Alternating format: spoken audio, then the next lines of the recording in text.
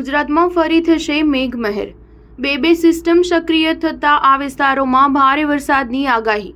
રાજ્યમાં આગામી 6 દિવસ ગાજવીજ સાથે હળવાથી મધ્યમ વરસાદની આગાહી હવામાન વિભાગ દ્વારા કરવામાં આવી છે, જેમાં રાજ્યમાં 21-22 ઓગસ્ટે દક્ષિણ ગુજરાતના નવસારી અને વલસાડ જિલ્લામાં ભારે વરસાદને પગલે યલો એલર્ટ જાહેર કરવામાં આવ્યું છે। ત્યારે બીજી તરફ હવામાન નિષ્ણાત અંબાલાલ પટેલે આગામી દિવસોમાં બે સિસ્ટમ સક્રિય થવાથી રાજ્યમાં ભારે વરસાદની આગાહી કરવામાં આવી છે। છેલ્લા કેટલાક દિવસથી રાજ્યમાં ધીમી ગતિએ વરસાદ વરસી રહ્યો છે, ત્યારે હવામાન વિભાગે આગામી 23 ઓગસ્ટ સુધી રાજ્યમાં ગાજવીજ સાથે હળવાથી ભારે વરસાદની આગાહી કરવામાં આવી છે। ત્યારે છેલ્લા 24 કલાકમાં 89 તાલુકામાં વરસાદ ખાબક્યો છે, જેમાં દેવભૂમિ દ્વારકા અને અમદાવાદના સાણંદ તાલુકામાં 23 મિલીમીટર, મહેસાણાના વિજાપુરમાં 19 મિલીમીટર, બનાસકાંઠાના વડગામમાં 18 મિલીમીટર, મોરબીમાં 16 મિલીમીટર, પાટણના સિદ્ધપુરમાં 15 મિલીમીટર વરસાદ ખાબક્યો છે। અંબાલાલ પટેલે જણાવ્યું હતું કે ગુજરાતમાંથી ચોમાસાએ હજુ વિદાય લીધી નથી। આગામી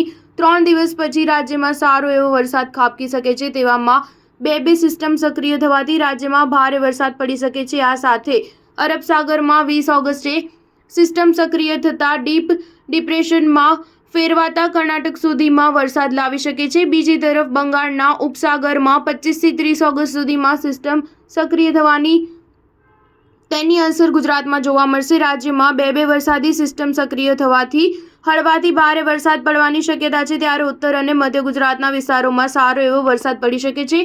આ ઉપરાંત સિસ્ટમ સક્રિય થવાની સૌથી વધુ દક્ષિણ ગુજરાતના ભાગોમાં જોવા મળતા ભારે વરસાદ પડવાની શક્યતા છે, જ્યારે ગાંધીનગર અને અમદાવાદ સહિતના અનેક વિસ્તારોમાં સપ્ટેમ્બરની શરૂઆતથી સારો એવો વરસાદ ખાબકી શકે છે। સ્ટાર ન્યૂઝ 7 હંમેશા સચ્ચાઈની સાથે।